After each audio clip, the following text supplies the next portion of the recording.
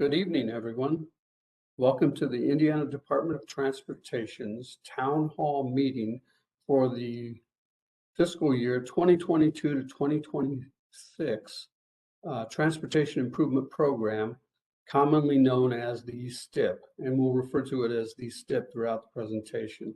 My name is Jay Mitchell. I'm the supervisor of the technical planning section within INDOT itself. And participating with us tonight, we have Roy Nunley. He is a co-presenter for tonight's meeting. He is with INDOT, and he is the Technical Planning Program Supervisor at INDOT. We also have Michael McNeil. He is INDOT's STIP Coordinator. He is with us tonight. April Leckie is with us tonight, and April is INDOT's Programming Manager, and she also plays a very important role in the development of the STIP itself. And we have from our districts, or two of our districts for the Indiana Department of Transportation tonight, we have Jared Peterson. He's with the Vincennes district, and that is in Southwest Indiana. And we have Chris Wallman. He is with the Seymour district, and that is in Southeast Indiana tonight. So at this point, I'm going to turn the presentation over. We will begin. Great. Thank you, Jay. Hi, my name is Katie Hatfield-Edstrom, and I am going to help facilitate and moderate with Jay throughout this this meeting and the other presenters.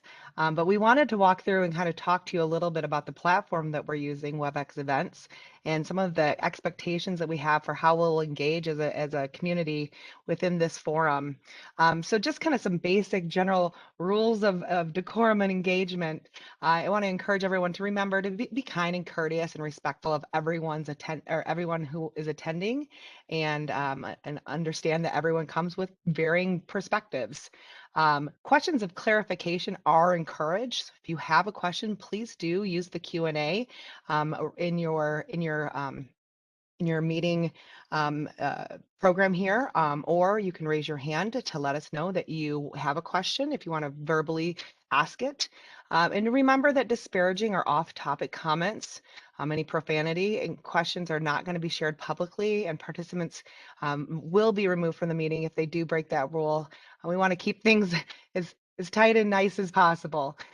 Please use that Q&A and your phone if you're calling in from the phone to submit questions or comments.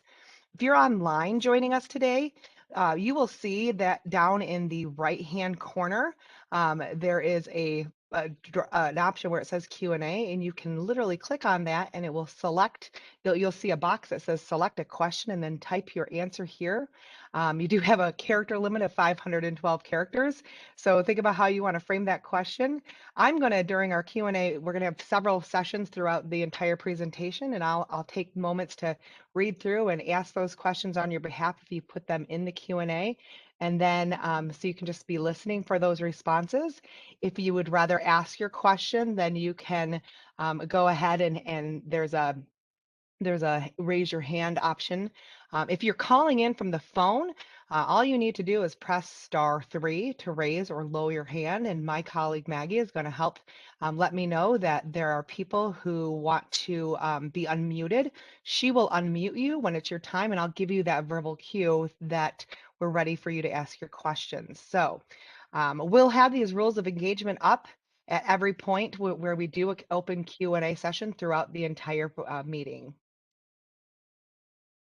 So a couple of the additional additional things that I want to share with you is that reminder, today's presentation is being recorded. You did probably hear an audio recording of that earlier when we started that. Your microphone or your line is currently muted, and it can be unmuted by the host during the comments or discussion. We encourage questions and comments to be submitted at any point you may have them. We have strategically put in sessions that open that floor up for you all to engage with the panelists. You will be able to see the presenters in the participants panel along the right side of your screen. The names of other attendees are actually not available for privacy reasons. We want to protect your privacy. And those calling in from the meeting, again, like I said, raise your hand by pressing *3. And this is going to signify to Maggie that you want to be unmuted when called upon to ask your question. We're also going to be using an application called Mentee.com or Mentimeter.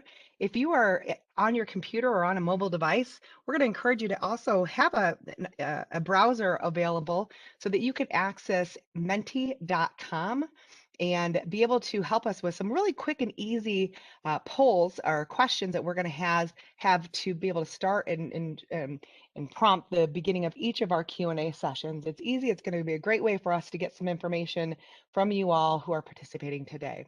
With that, I'd like to turn it over back to Indiana DOT, and I apologize. We're actually going to test out. I forgot we're going to test out Mentee.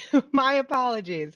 So if you could go to your browser and type in mentee.com or www.mentee.com, MENTI.com. You'll see it right there. It's going to simply ask you to put in a code. That code is 9598009. What we'd love to hear from you who's participating today is, how do you identify your interests in the STIP?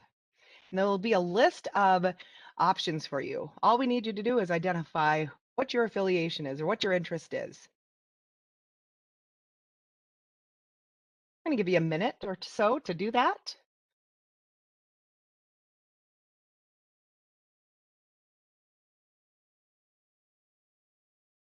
I'm seeing some results coming now, which is great. If you haven't had an opportunity, go ahead and get those answers in there. We're probably pretty close to our participant numbers. So we're going to go ahead and let you know that we've got a good little mixing of folks here. So thank you for joining us today. And now I'm going to turn it back over to the DOT to go ahead and continue on. So go ahead, Jay. Thank you. Thank you, Maggie.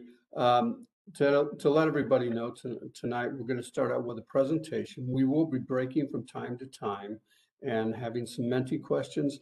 And following the presentation, we will open up the floor to anyone that wants to ask questions or submit comments about the STIP itself, or any process with regard to projects, how they are developed and put into the STIP. And again, you can type your questions or comments on the right side of the screen in the chat box, and we'll take it from there. First up will be Roy Nunnally, and Roy is going to start out the presentation tonight. So Roy, I'm going to turn the floor over to you at this time. Thank you. Thanks, Jay. Good evening, everyone. Again, my name is Roy Nunnally with the Planning and Programming Department.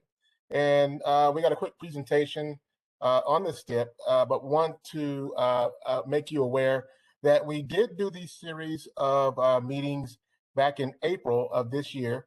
And what ended up happening was the results that came in, some of the comments, we received comments from the public, we received comments from our partners that needed to be addressed. So with that, we decided to delay our official submittal to Federal Highway, make those changes, and redo our public involvement process. So with that, we'll start off with explaining what the STIP is. The STIP, which is the State Transportation Improvement Program, is a federally required planning and construction document. INDOT's STIP is 5 years, whereas that 5th year, Federal Highway does not recognize. They only recognize 4 years within the STIP. So that 5th year to Federal Highway is considered to be illustrative.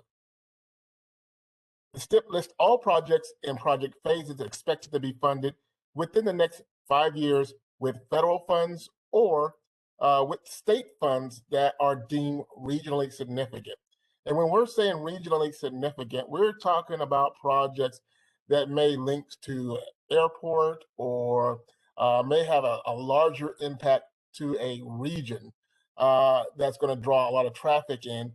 And so we do need to ensure that those projects, regardless if they're funded federally or statewide, 100% state, are included in this planning document.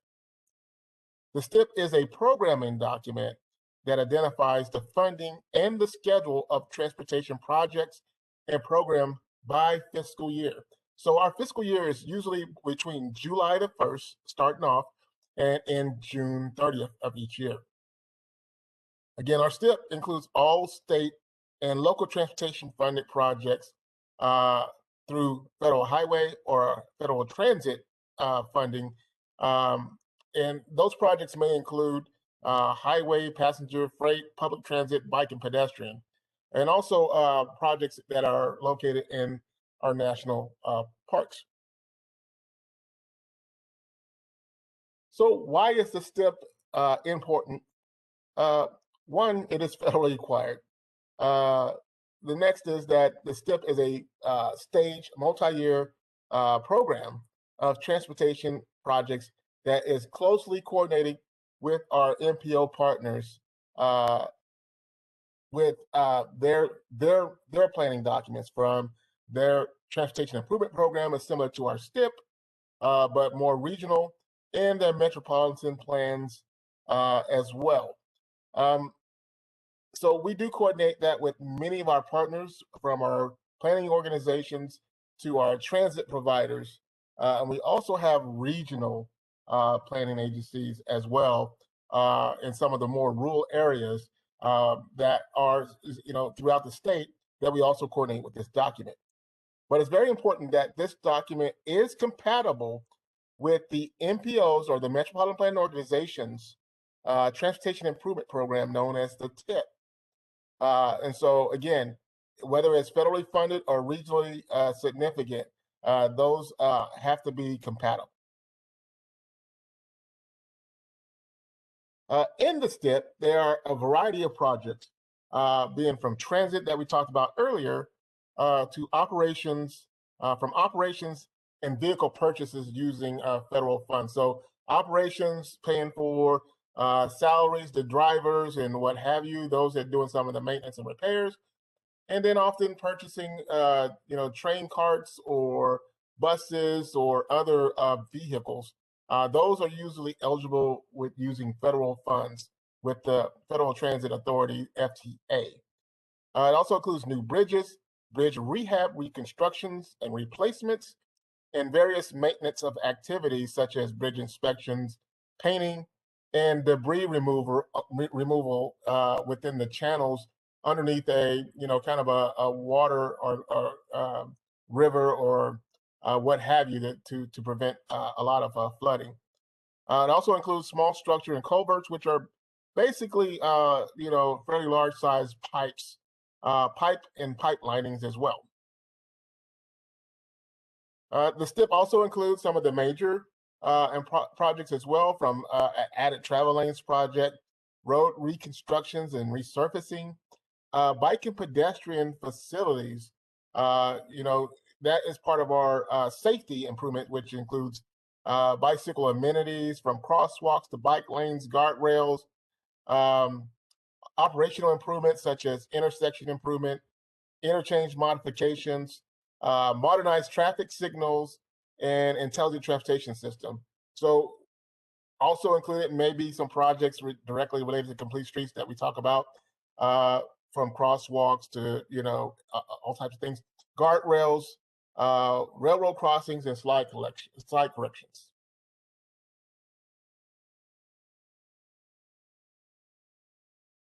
All right. I'll turn it back over and do another Mentee survey. Great. Thank you, Roy. And Roy's exactly right. We're going to start off this Q&A session with another Mentee question for you. I want to say that this is our first of our Q&A breaks. And so while you're thinking about what questions you might have about what Roy just presented, I also want you to help us answer the question, what area in the STIP is most important to you? So if you could go to mentee.com on your mobile device or on in your browser on your computer, and put in code 9598009, you should see that question pop up, and we're going to start looking for some of the things that we're seeing from you all. Already we have district, intercity passenger rail, bike and pedestrian trails, everything. air quality, Vincenz. I probably said that wrong. I apologize. What other input do you have? I was just corrected by my good friend Maggie. It's Vincenz. I will never forget it. More bike and pedestrian. Great. Well, you can continue adding your thoughts to that question, but I also do want to make sure that if you have any questions that you'd like anyone on the panel to answer about the STIP or what you might have already heard today, don't forget that you can just enter your question or raise your hand, and we will help unmute you and or ask your question on your behalf. And if you don't have any questions, it's not that big of a deal. You have plenty of opportunities throughout the entire session today to be able to ask those questions. So just let us know. Seeing some more results come in on Mentee, environmental improvement.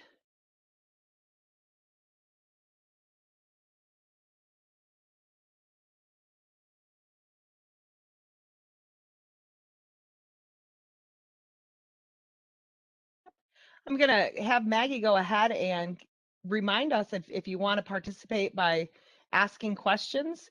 There's a couple different ways. You can do it either online or if you're calling in by the phone. Doesn't appear that we have anyone calling in from the phone on this session today.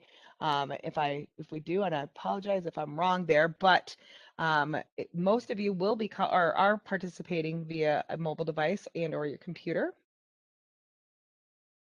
Okay. Well, we're not getting any questions on this break moment. So Roy, I'm going to go ahead and pass it back over to you for the next session.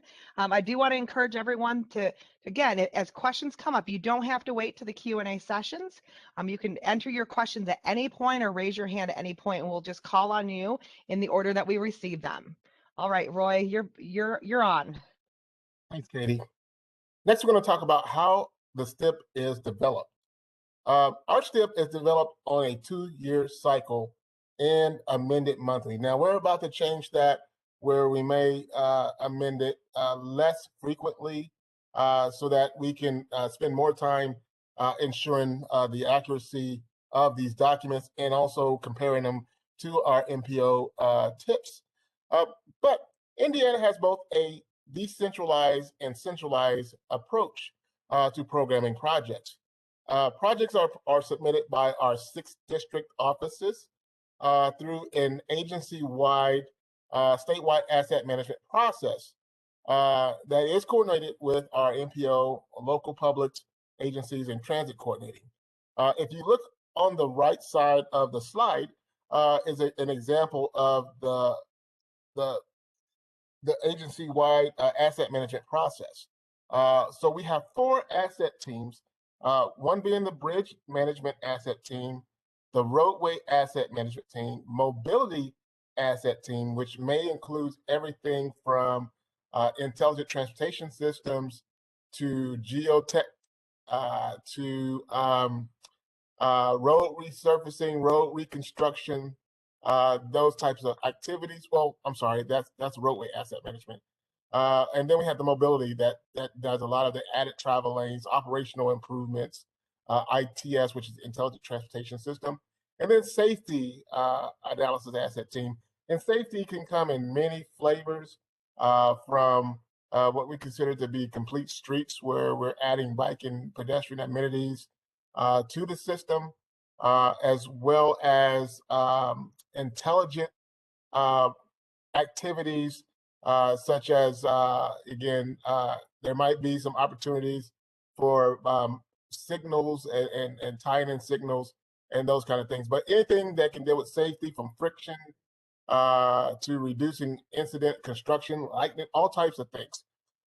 Within that group, the major group is the program management group that is responsible for overseeing the 4 asset teams. Now, it's important to understand that each district submit projects by the asset groups, but the asset teams are made up of individuals from the district and central office, a good cross mix of individuals that are responsible for prioritizing projects statewide. So the district have their prioritized list for their districts, and then each of the asset teams are responsible for prioritizing projects statewide.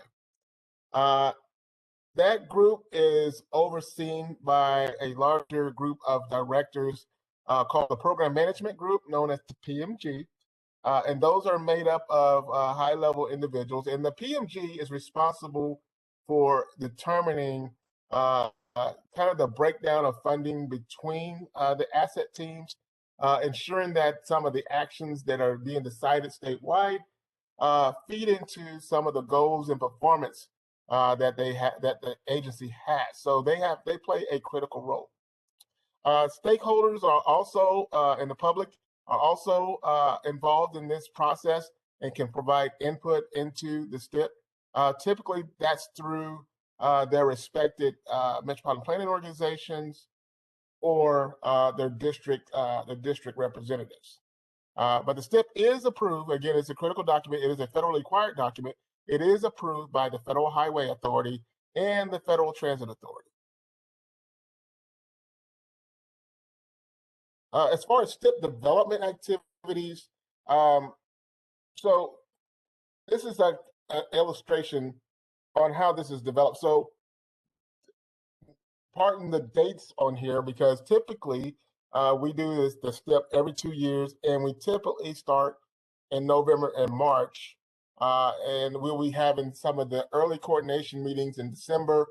And then some of the public comment periods will occur in March and May of every other year.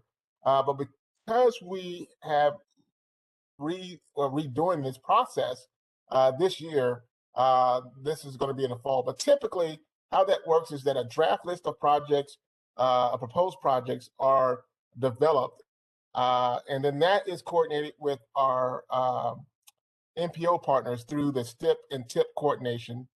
And then we'll start to develop some of the verbiage of the STIP document. And usually the STIP doc is anywhere between 300 to 500 pages in length, but it's mostly projects, but got some verbiage in there. It has some performance targets, information about performance targets on each of the assets, roadways, pavement, interstates, safety, those kind of things, and funding. After that point, there is a 45-day comment period. And so we have a series of meetings. Sometimes they're public meetings, but because of COVID, we've learned to use this virtual town hall format. After the 45-day comment, any comments received, we do process that comment, and we'll talk more about that. But then we create this final draft STIP document that we provide to Federal Highway and FTA for their input, review, and approval.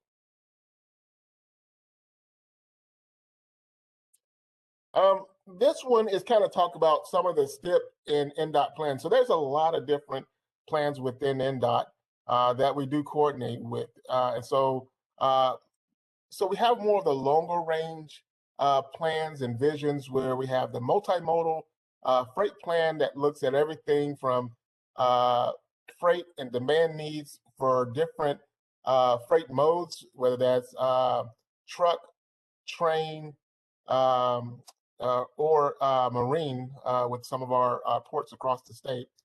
And then we have our long-range plan. And our long-range plan is not a project-specific long-range plan, but it covers a period beyond 25 years. So we're actually looking beyond that horizon to think about what are some of the needs, the technology, the changes, land use, what's expected in the next 20, 25 years, and what do we need to, in the transportation systems to start thinking about to drive some of those think about some of those needs, and then how can we plan for them. We also have the Next Level Indiana program. That program is a sustainable 20-year plan. It is project specific. It started back in 2018 through Governor Holcomb for our roads and bridges. So it funds our roads and bridges projects.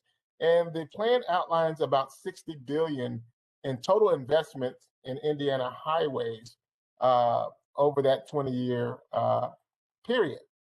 And so this plan is, again, it's fully funded, and there's about $342 million of that dollars going to for local roads starting by 2024.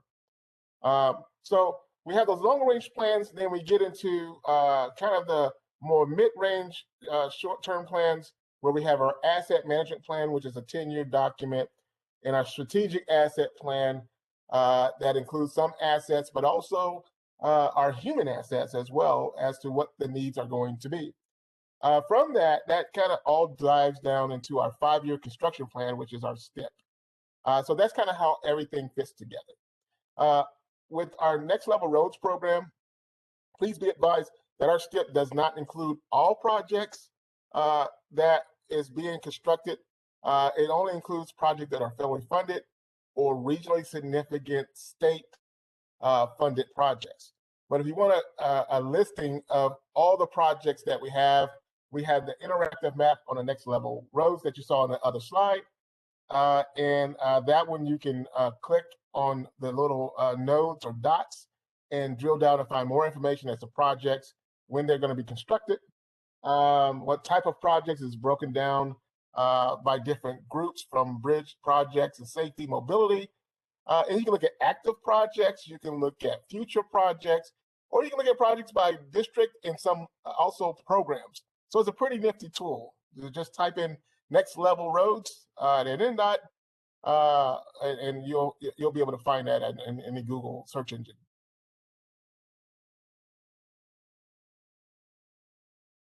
So how do you get involved in the planning process? And that's the key part of us reaching out and doing these virtual meetings. But we do want to talk about some of, get involved in the project discussions early, frequently, and strategically. And most of that, the districts are our front line. So they are a great start to contact for early discussions of projects, if that's available, as well as our Metropolitan Planning Organization partners, which we'll talk about later. If you're in a major metropolitan area, we encourage you to work through your MPO in your area. MPOs have regular public, technical, and policy board meetings to discuss projects.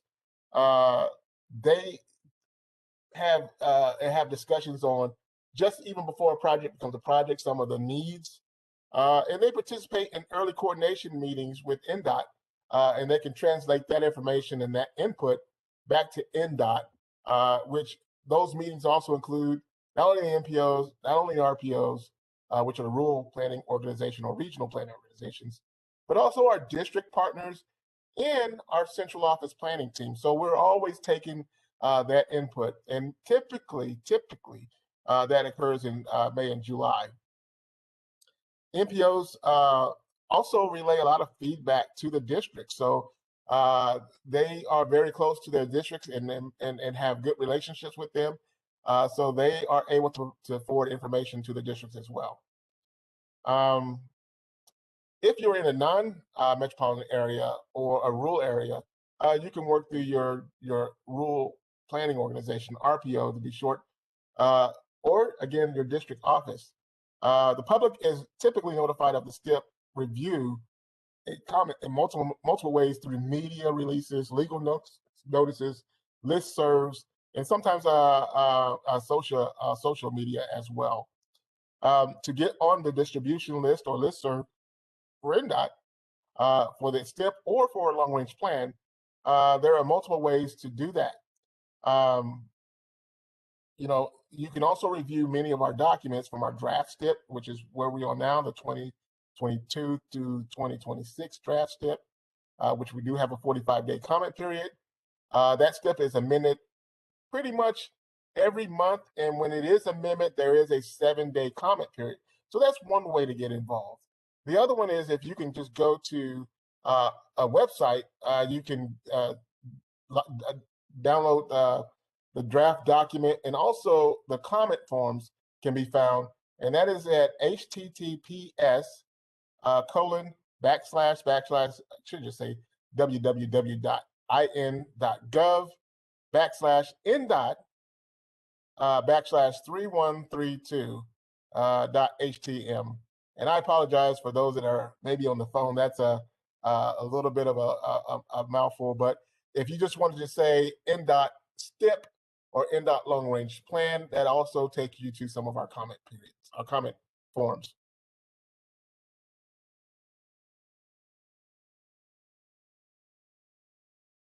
So part of the public engagement and is to have these public meetings. Again, because of COVID, all of these are virtual. They are being recorded so that you can access them there as well.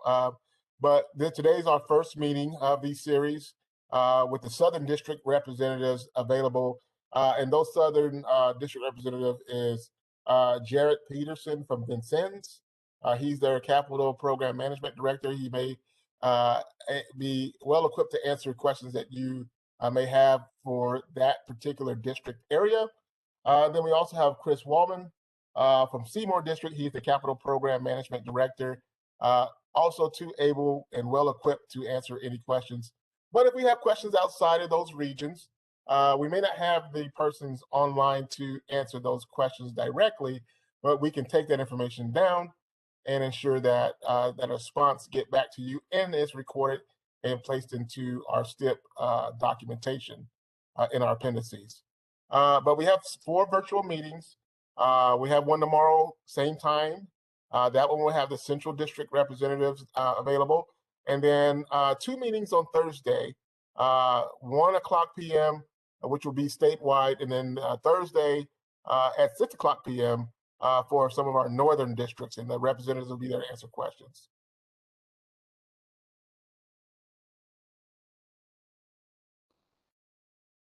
We also have we also send notification out to our district office, not district, local libraries, so that they can provide that information. Or you can just email or mail your comments in. You can email your comments into draft STIP, one word, at indot.in.gov, or you can mail your comments to Michael McNeil, who is our STIP coordinator, and you can basically write him at Michael McNeil, or just Attention Transportation Planning, 100 North Senate Avenue, room N758, Indianapolis, Indiana 46204.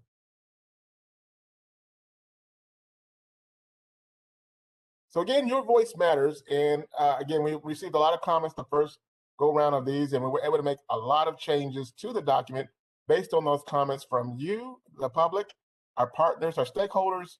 And so once we receive those comments via the STIP comment form or through INDOT for You link that you can go there for pretty much anything.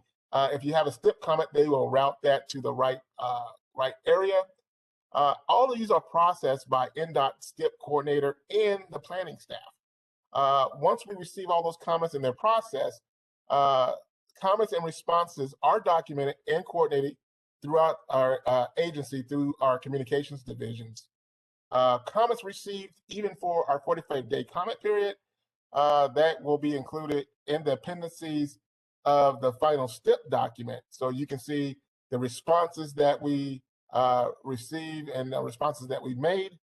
And then also, if we receive comments on our STIP amendments, which is it typically occurs monthly, there's a 7-day comment period. Those 2 also get added to the appendices of the STIP. And I'll turn it back over to Katie for another survey.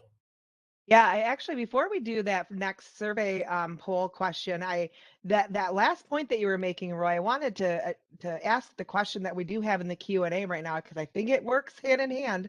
Are amendments to the STIP scheduled, or when are those amendments considered? Could you clarify that for us? Sure. Go ahead, Roy. Go ahead. Well, I was just going to say there is a schedule for amendments to the STIP, and it's on a monthly basis. And we also do amendments on an emergency basis periodically as well. So every 30 days, we do close the STIP amendment process and then process that amendment and get those into the STIP itself. We have noticed in recent months, there's a rather large number of amendments coming in. Also, there's a lot of work involved. They just don't put the amendment in. We do a lot of research on our end to make sure all the proper documentation is there so that Federal Highway can make the approval of the amendment. And what we are considering is possibly changing that schedule and lengthening it out. Instead of doing it monthly, we may be moving it to a bi-monthly situation. But at this point, it's once every month. And thank you, Roy. I'll turn it back over to you briefly if you want. Yeah. No, Jay, I appreciate that response, and I'm going to go ahead and while we're waiting for more questions to come in, we're going to proceed with our next Mentee poll. We're really curious to see who's in attendance tonight and where are you coming from. So if you could go to mentee.com on your mobile device or a new browsing window, go ahead and put in code 9598009 if you're not in there already. And answer the question, what zip code is your primary residence in?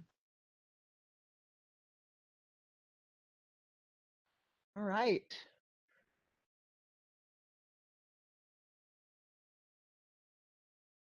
Looks like we're getting some participants from Greenwood.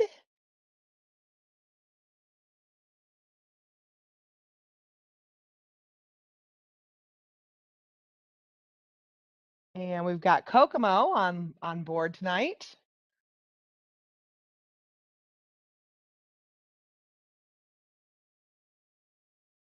Again, I want to, while we're kind of looking at these results coming on where folks are calling in from or participating from tonight, I want to encourage you all to ask any questions, or if you just have a comment about the STIP or the process, go ahead and you can just type that comment in as well, just like you would be doing a question, but just write it as a comment and we'll gather that. It also looks like we've got Bloomington and in Indianapolis joining today. And it looks like Avon. Perfect. Great. Thank you for joining us today, everyone. Not seeing any other questions or comments at this point, Jay. Well, thank you. I did want to mention one thing. I was a little negligent when I introduced our panel and I left out Brandon Bergoa. And I was reminded that I left Brandon out because when we were doing one of the Mentee questions, there were a lot of comments that came in. Individuals were interested in bike and pedestrian facilities and things of that nature. Brandon he wears many hats at INDOT. He's a transportation planner, but he is our dedicated bicycle and pedestrian coordinator, and he also serves as the Scenic Byway coordinator. So Brandon is here to answer questions about bike and ped as it relates to INDOT and even beyond INDOT as well. Thank you, Brandon. Sorry for leaving you out. I did want to mention that Roy's presentation here will be placed on the website for you to view later on, should you wish to do so. And regarding questions, if we happen to have a question tonight that comes in, we have a limited panel here, and we may occasionally get a question that we just simply don't have the answer to right now. We will find out the answer to the question, and we will post that on our website so that everybody knows that the question was posed and the answer did come forward. So at this point, looking for questions. And one thing that I did note during one of the Mentee sessions was another area of interest was intercity rail service. Very good. It's a good question. Indiana does have some intercity rail service. It's very limited when you look at the entire state, but there is one surviving interurban railroad that still exists in Indiana, and it is thriving and growing, and that is the South Shore Railroad, sometimes referred to as NICTI. There is funding that comes to that railroad through the state every year. And it runs through about 4 counties in Northwest Indiana, serving the Chicago metro area. and it passes through, I believe, Lake, LaPorte, Porter, and terminates in South Bend, actually. And I think it terminates at the airport. I think that's their last stop in South Bend. So that we do have one surviving interurban rail service. It is heavily used, and I took a tour of that just a few years ago, and I noticed they had dedicated one entire car or half of a car so that people could board the train and bring their bicycles aboard and take those bicycles to Chicago or from Chicago, which during the summertime is a very good way to get around the Chicago metro area. So I thought I would mention that. We have no immediate plans right now for other intercity rail service. That's, to my knowledge, our rail people are not here, but I don't believe we do at this time. But we do have the NICD/South Bend Railroad or South Shore Great. Railroad. Thank you, Jay. I appreciate that's really great background information. We probably need to move on to the next kind of session. We'll keep those questions monitoring, and if you have them or any comments, please do feel free to add those at any point or raise your hand. We're going to turn it back over to Roy I believe this is our last phase of our presentation, and then we'll wrap up with one final comment period and a quick poll.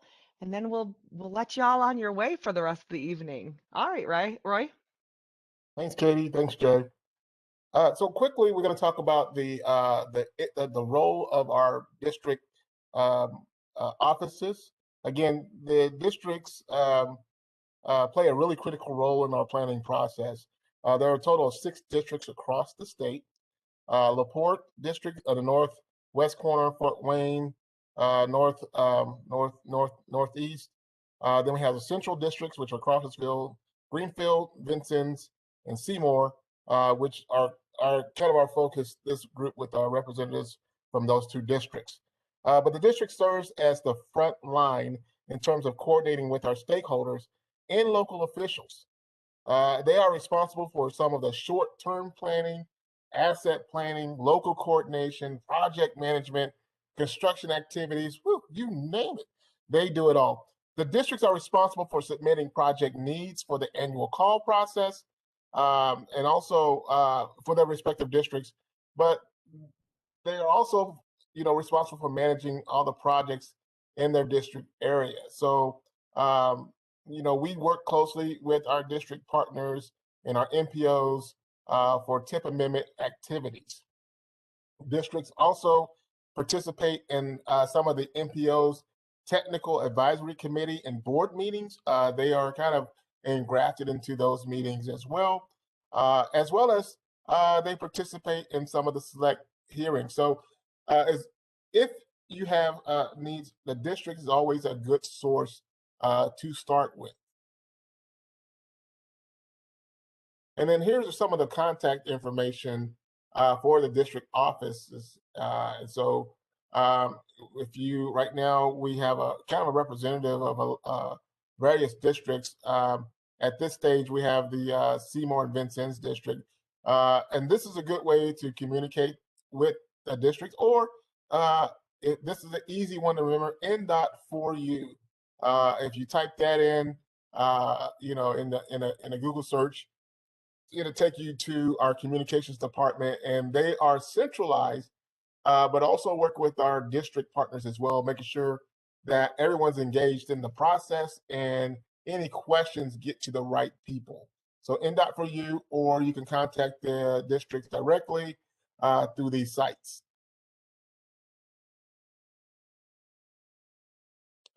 MPOs are also great partners. We're going to talk about some of their roles. So we have a total of 14 metropolitan planning organizations, MPOs, across the state. And the MPOs, they are policy boards of organizations created and designated to carry out more regional transportation planning processes that is federally required. MPOs also serve as a forum for the local governments, and also are key in coordinating with our transit operators and partners as well. They address transportation-related issues and concerns in their area. They are also responsible for a short-range plan known as the Transportation Improvement Program, similar to our STIP, but more for their region. Together with INDOT districts offices, they serve as a primary source of local input and are one of our fundamental cooperating partners in the multimodal transportation planning process. They know the area. Oftentimes we go to them to find out more information as what's going on, what's changed, what are some of the needs. They do a really good job of coordinating with their locals and making sure that the district office and the central office are aware of what some of those needs are. RPOs, we have about 15 RPOs. These are regional, what we call rural. I know that the terms are not the same, but to us they are. So we have 15 regional planning organizations, or RPOs. They serve a transportation planning need for some of the small urban and rural areas of the state. And so they also perform various planning activities aimed at supporting INDOT central and district office as far as our transportation planning. So with that, that kind of wraps up my side of the presentation, and I am going to turn it back over to Katie, and she will take it home from there. Katie? Perfect. Thank you, Roy. Again, I want to just say the question and answer comment function is open. This is kind of the end of our session as we get to wrapping things up, but we do want to make sure that if you have any questions or comments, you've had that opportunity to do that. A couple things I want to just point out. One, as Roy noted, we will be posting, or maybe it was Jay, I apologize. We will be posting a copy of this recording and the materials on the DOT's website at the conclusion of the 4-meeting series. So if you want to go back and review any of this information or get access to it, you absolutely can. We encourage you all to submit questions during that 45-day comment period. If you have them more comments, your input is very important to this process. As we kind of wait a little bit more time here for any final questions or comments, I want to ask one more question of you using Mentee.com. Overall, did you find the information presented today useful or helpful? If you could put in that code again or just use your browser that might already be open at 9598009. We'd love to hear some feedback from you. All right. This is great. We're seeing some good some good return here.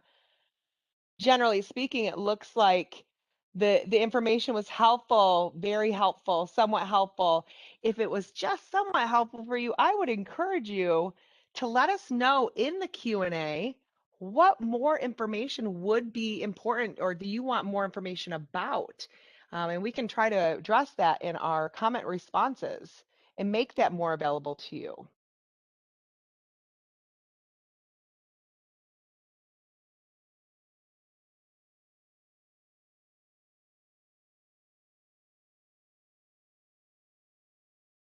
All right.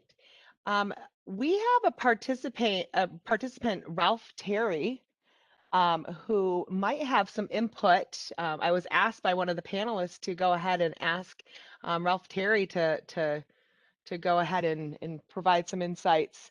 Ralph, Maggie, can you unmute Ralph? Thank you. Ralph, you're open to talk now if you'd like.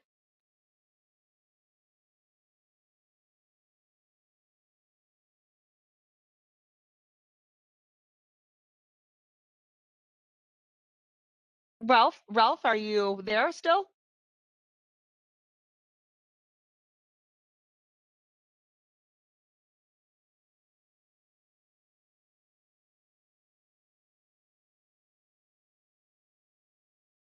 All right. Well, Maggie, he is unmuted, correct? All right. Ralph, we're going to leave you unmuted for just a little bit. If you do have that question and you want to ask that or whatnot, please go ahead and let us know. If not, I'm going to turn it back over to Jay to wrap things up for us tonight. Thank you. Again, we may yet have some questions coming in, and we welcome those questions. If perchance you think of a question or you didn't want to ask it immediately in this meeting, you still want to have an answer to it, or you have a comment, we want to hear that. So you have still many opportunities to do so, and you can submit that comment through our website. Roy recommended just using a search engine, and that is probably the best way to work it. And that is just simply type in your search engine, Indiana Department of Transportation, or even INDOT STIP, and you will get to the STIP page. Or you could even type in Indiana Department of Transportation.in.gov and end up on our website itself. And then there's a query that you can use to get to the STIP page.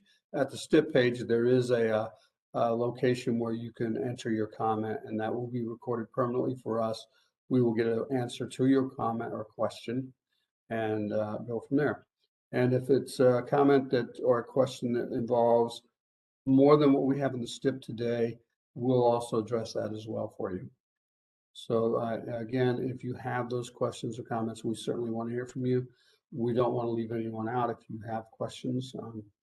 If you think that, take a look at the STIP, and if you have questions about, hey, why did you choose to spend most of your money in this direction versus another? That's a question we want to hear from you as well, and we'll give you an answer. So you have plenty of opportunity left.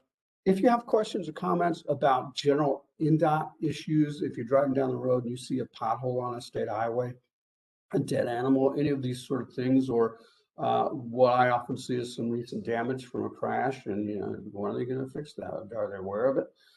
You can contact us through that INDOT for You site, and you will get an answer generally within 72 hours at the latest. And the first thing they give you is a response that we received your comment, and we'll get on it. And then they get you an answer after that. If you give them a very complicated question, sometimes it takes a little longer, but generally in a short period of time, within 72 hours or less. So that's available to you at any time. It works. The employees test it from time to time, see how well it works, and it works well. So I thought I'd let you know. Sorry. I didn't mean to cut you off there, Jay. I just want to let you know, I think Ralph is back and has his hand raised again. So Ralph, we're going to unmute you. If you have a question, Maggie's unmuting you, and we'd love to hear your question. Want to give us a test real quick?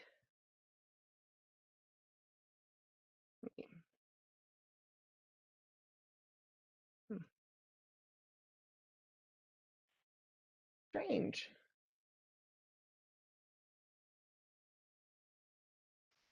Ralph, if you're online and you could just type in your question, that would also be a great way to get your question or your comment answered. We're having some audio issues.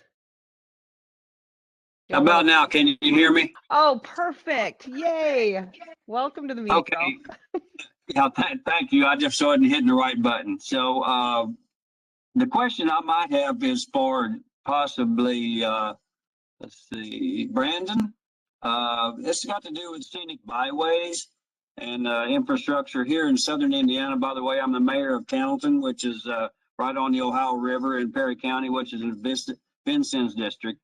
So therefore, my question would be to possibly Brandon about the future of the scenic byways and the grass mowing of the areas along, whether we can actually step that up. We've had a lot of interested people that use our scenic byways in southern Indiana, and they are basically, we're getting in a lot of complaints locally that the grass mowing is not being kept up often enough, I think. So therefore, I think you're probably hearing that all over the state, but I have to throw this in there just because we're talking about this. And thank you for the information and the help for getting back to me. Oh, absolutely. So I'll tell you what, this is actually the first time I've gotten I guess, complaint or a comment regarding the upkeep of the scenic byways. We have had a couple conversations about signage. There was a whole mishap with some signage, but everything is kind of going smoothly on that end. But I really appreciate the fact that you've come out and taking the time to let us know I think the next step, or what would be a good step forward, would be you and I having a one-on-one meeting and talking about the specific areas that are of concern. That way we can relay that information to our districts and operations and maintenance. It is really important to us that when we have these kinds of designations that we take care of these areas and we work well with the local boards, so the people that are directly involved with the Scenic Byway and in that region as well. So we can all be constantly coordinating and working together to really realize, or I guess manifest, what would be our ideal Scenic Byway. That sounds like a great idea. Just get back with me. It's CandletonMayorUSA@gmail.com. So just coordinate with me, and I'll be glad to walk you through some of the problems in our southern states right along the river, which we have several entries into our state across the Ohio through bridges, and I know that everybody's working really hard with the infrastructure on keeping our bridges inspected, and that part of it's been working great.